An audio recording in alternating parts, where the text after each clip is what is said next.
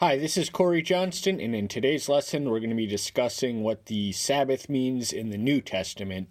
Now, the Sabbath to the Old Covenant Jews was a lot of things. It was a commemoration born of the seventh day of creation, and it was a commandment. They were commanded to observe and honor it. It was one of the 10 Commandments, and it was also a sign between them and their Maker, which was not extended till any other nation. And as we've discussed in the antecedent lesson pertaining to the Sabbath in the Old Testament, the invitation would eventually be extended to the Gentiles. And so it's something that we Christians inherited from our Jewish forebears, although not exactly, and that's going to play into discussion as we as this discourse unfolds. But for now, it suffices to say that the New Testament Jews, their struggle, they were never prone to moderation. Their struggle during the Old Testament was indulging in idolatry, and they fluctuated to the other extreme by the New Testament towards that of legalism. And perhaps no other commandment invited as much scrutiny as the Sabbath, what one could and could not do that day. And the Pharisees, who were the contemporaneous ruling religious authorities, took it upon their own initiative, to not authorized or inspired, to add 39 prohibitions, which were in effect, even though they were not authorized by Yahweh, of things one could and could not do on the Sabbath, and that's going to come into play. Now, the first passage we're going to be discussing is Mark 23 through 28, and it reads, "And it came to be that he went through the grain fields on the Sabbath, and as they went, his disciples began to pluck heads of grain. This was a legally permissible activity, as established in Deuteronomy. The Jews were permitted to, when walking or wading through a neighbor's agricultural property, they were permitted to feed themselves on site. What they weren't permitted to do was to take a container and carry any excess with them. And they weren't allowed to employ agricultural instruments on a stranger's property to extract more from them. But this was one of the 39 no-nos, according to the contemporaneous Pharisaical rulers. And the Pharisees said to him, 'Look, why do they do what is not right on the Sabbath?'" So they had an objection to not just this activity, but any activity on the Sabbath. And the Sabbath is the day in which we rest. We take rest in the Father through the Son and in the Spirit. And so, strictly speaking, we are not to do any worldly, not even to think or plot about worldly concerns, let alone engage in worldly activity or engage in commerce or anything of that line. But attending to your physical needs is, according to the Messiah, a permissible activity, because it's better to perish. It's better not to perish than to perish for the sake of an excessive and extreme interpretation and application of one of Yahweh's revealed laws, which by the additional injunctions became a man-made tradition. "And he said to them, 'Have you not read that what David did when he had need and was hungry, and those with him?'" Now, Mark, we must remember, was writing to a primarily Roman audience, and such a figure such as David would have excited their passions more fully than mention of a Jewish prophet. So the son is referring to a scene in 1 Samuel when David was on the run from Saul. He was his ordained successor, but and the priest harbored him while he was a fugitive, and so he saw no wrong in attending to his physical needs. Better to get the strength and sustenance to continue the mission than to perish for an extreme application and interpretation of a revealed law. "How we went into the house of Yahweh, while Abiathar was high priest, and ate the showbread, which is not right to eat except for the priest, and he gave it also to those who were with them. So the line separating the sacred from the ordinary was obliterated in that moment in time, because his gang of fugitives really needed the strength to continue to endure on the same mission. And so he, from one vantage point, it was an act of irreverence, but from a more balanced standpoint, it was an act of survival, plain and simple. And he said to them, "The Sabbath was made for man, and not man for the Sabbath." Now, this is found in nowhere else in the synoptic accounts. We also read of a similar incident in Matthew 12 and early in Luke 6. But the reason I selected Mark's account is that this phrase is absent in the other two. And I think it's significant because both the Sabbath and man were creations of Elohim. And the priority is firmly established as man exists. The Sabbath exists for the sake of man and not man for the sake of the Sabbath, so there's no sense in bondaging yourself to a day of the week just for some silly points. So the Son of Man is also master of the Sabbath. Now, in declaring himself such, that was an unmistakable allusion to the equality of with Elohim and Yahweh the Father. So not only is he violating the Sabbath, which provoked their suspicion and hostility, but he's also, according to their interpretation, blaspheming, which would ultimately seal his fate. And we're going to pick right up in the first 6 chapters of the next chapter. And he went into the congregation again, and a man who had a withered hand was there. And they were closely watching him, whether he would heal him on the Sabbath, so as to accuse him. So this man, we might imagine, was sprung as a trap for the scheming and nefarious religious rulers who were forever seeking a pretext according to which a violation of their own or Roman law they could expose him, or indict him, arrest him, convict him, and ultimately execute him. And he said to the man who had the withered hand, "Get up to the middle." And he said to them, "Is it right to do good on the Sabbath, or to do evil, to save life, or to kill?" But they remained silent. So these are self-evident rhetorical questions. There's the sin of omission and the sin of commission, and if we fail to do good when it is in our power to do good, we are as sinning in as much as if we actively inflicted harm on someone else. So that's the difference right there. And as the son of Yahweh, he would have been vested with the power to heal, and this man was in his midst at this moment in time. And he is doing the Father's work, because that was what the day was all about. Now, strictly speaking, there can be no prohibition on work for ministers who do the bulk of their weekly work on this day. And having looked around on them with displeasure, being grieved at the hardness of their hearts, he said to the man, "Stretch out your hand." And he was stretched out, and his hand was restored, as healthy as the other. So in spite of the obvious aversion and the hardness of their hearts, which he could discern of the people in their midst, he's not going to let the negative opinion or rejection of his violation stop him from doing what needs to be done.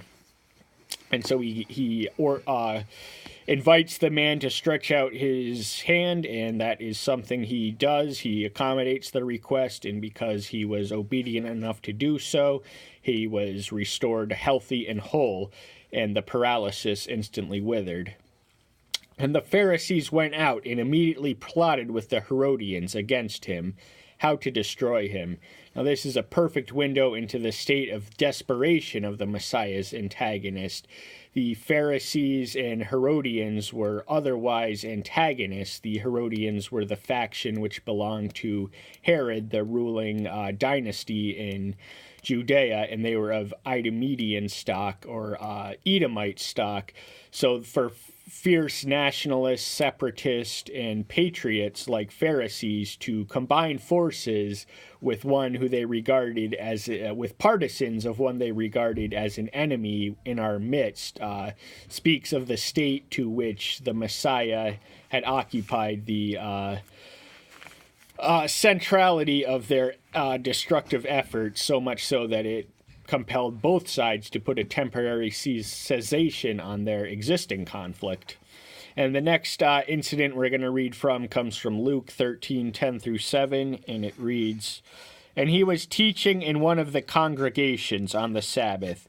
Yahshua was a practicing Jew, and as such, the mandatory synagogue attendance would have been something he was in the practice of doing. And see, there was a woman having a weakening spirit for 18 years, and was bent over, and was unable to straighten up at all."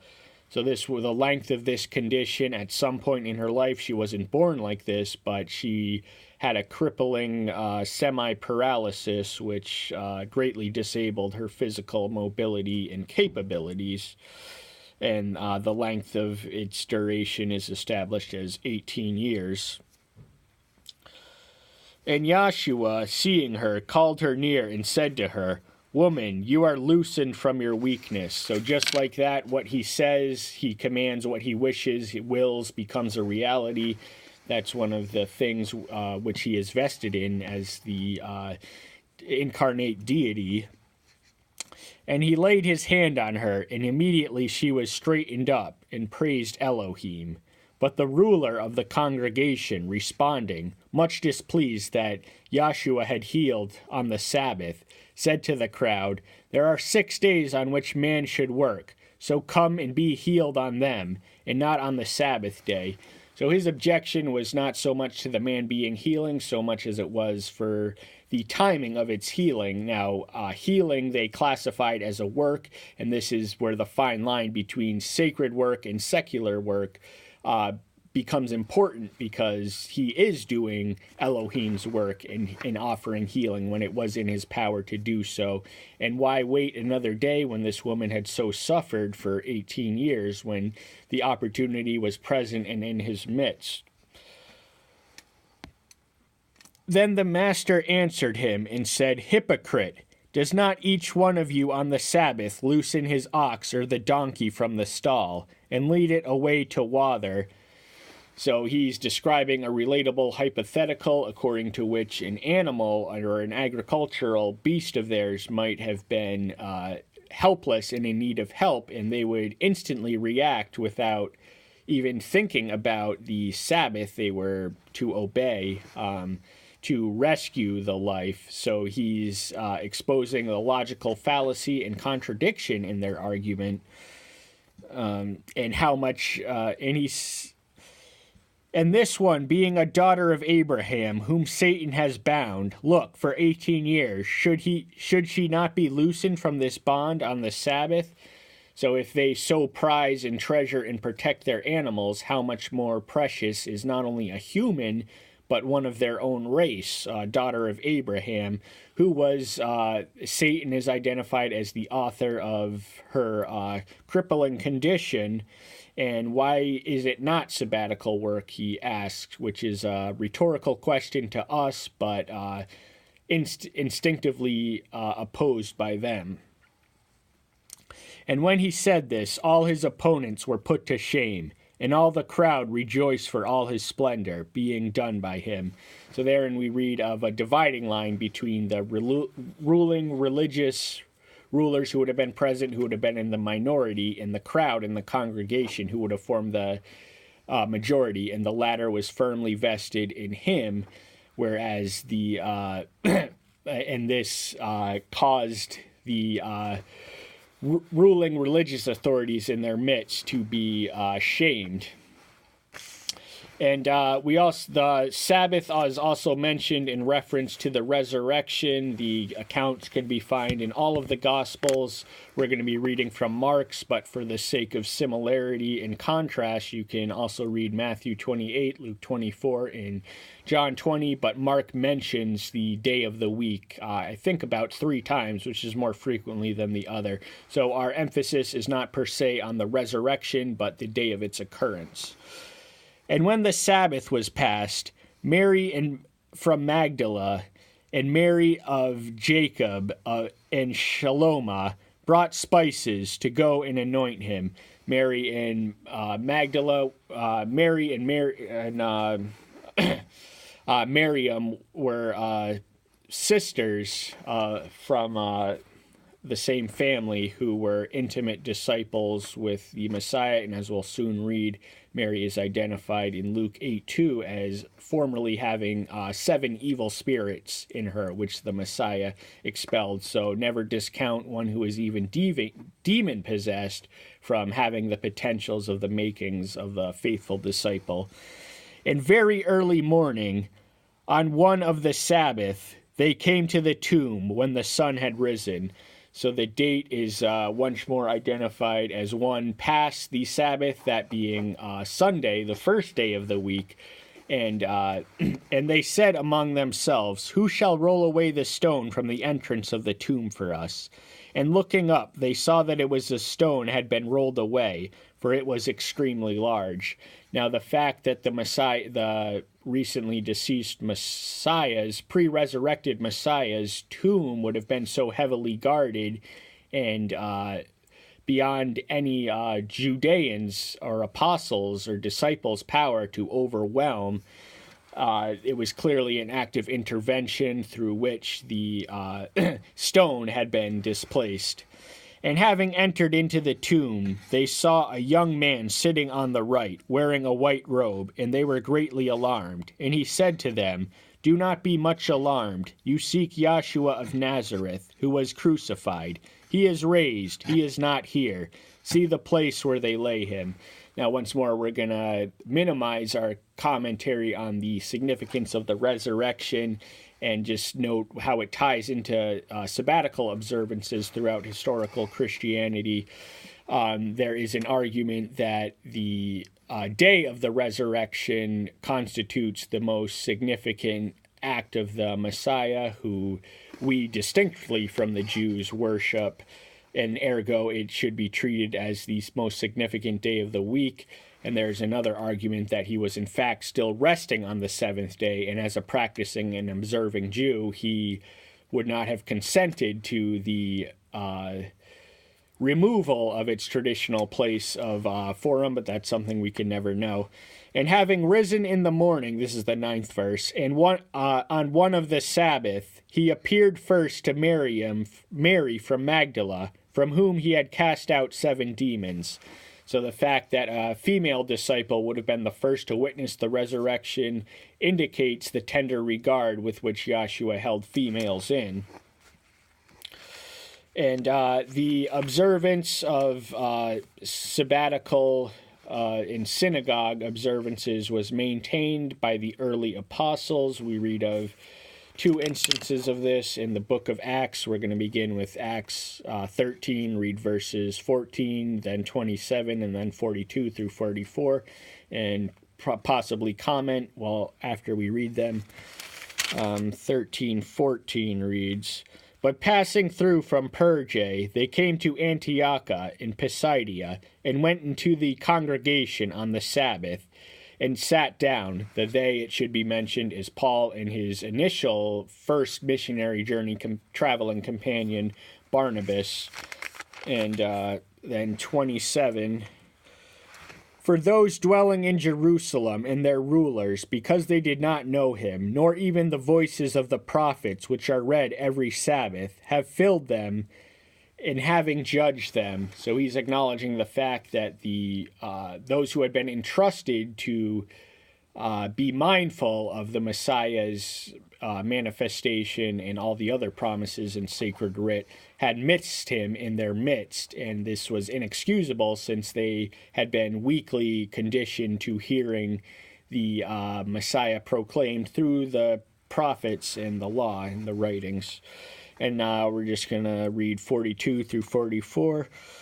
And when the Jews went out of the congregation, and the Gentiles begged to have these words spoken to them the next Sabbath. So early there was a mixed audience of mixed religious people. This would have been at the synagogue, and it's been written by one author, interesting, that it wasn't anything else Paul taught, but it was what he did, bringing Gentiles to the temple and to the synagogues, which accelerated their hostility towards him more than anything else.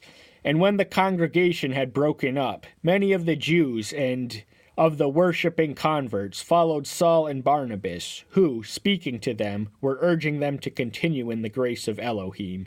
And on the next Sabbath, almost all the city came together to hear the word of Yahweh. So they were evangelically appealing enough to attract an audience, and the rest is history.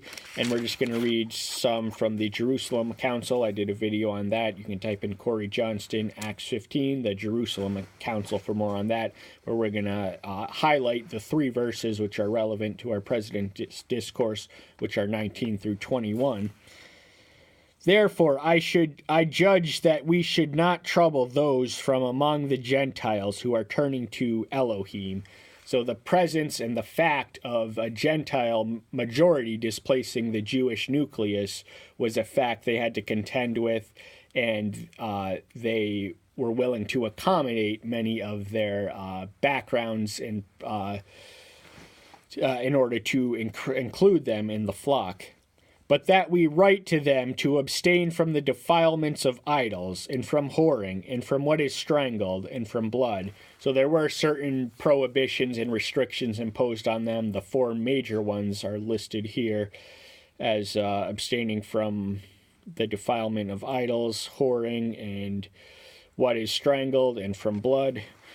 For from ancient generation Moses has in every city those proclaiming him, been read in the congregations every Sabbath. So once more, he's acknowledging the fact that Moses was repeatedly read, and he was the first prophet to speak of a Messiah, somewhere in Deuteronomy 18:15 through 19, I believe, although the promise was vested to Abraham and all the others.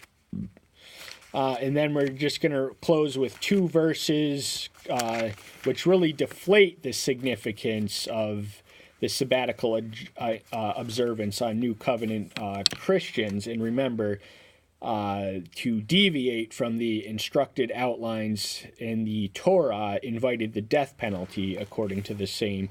But the significance of it is somewhat diminished by this point. And Paul writes, "Let no one therefore judge you in eating or in drinking, or in respect of a festival, or a new moon, or Sabbath." So this indicates that there was some variance in the day on which the Sabbath was practiced at this point in time. And so a lot of this sprang from Gentile backgrounds, and there was also the influx of holidays. Now, there was no traditional, what became Christian holidays at this point, Easter, Christmas. Christmas wasn't first celebrated till 395 AD, but we do understand that many people from Gentile backgrounds would have had different days of the week and days of the year, which they felt more compelled to honor than their Jewish brethren.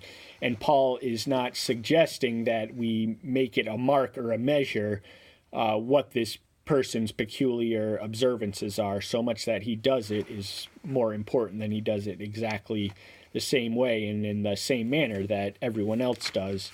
And Romans 14:5 and 6, "One indeed judges one day above another, another judges every day. Let each one be completely persuaded in his own mind." So it's not so much important to the wider community as what that brethren personally prefers. It's a matter of conscience and a matter of choice. This is on the more extensive discourse devoted to Christian liberty and the permissible extents thereof. He who minds the day minds it to Yahweh, and he who does not mind the day to Yahweh, he does not mind it. He who eats, eats to Yahweh, for he gives Elohim thanks. And he who does not eat to Yahweh, he does not eat, and gives Elohim thanks. So he's acknowledging the fact that whatever day of the week we specially reserve for worship and fellowship, we ought not cease to giving him thanks in the simple, repetitive, daily, and ordinary provisions that he provides, most significantly amongst which is food. And now I myself, the I'm just going to close with some notes on the day of observance as customarily observed by Christians did not become solidified until the Emperor Constantine sought to impose his mass conversion of the Catholic Church on the Roman Empire, and because the majority of his subjects were of pagan backgrounds, he in fact incorporated and amalgamated many pagan beliefs within the framework of what came to be Christianity. And among these, it should be noted, was remained dedicated worshiper of the Persian sun deity Mithras, and Sunday points to the sun, so that was one of them, which was his own pagan preference. And so I think it's safest to observe and honor the Sabbath on Saturday as it was originally deigned, but I'm not going to let something like that stop me from attending church on Sunday. And the fact that I prefer to do it on Saturday but do it on Sunday does not make me any more or less of a Christian than anyone else. And that's all the time we have for today. Thank you so much. Thank you for your patience. That's all the time we have for today. See you soon. Bye-bye.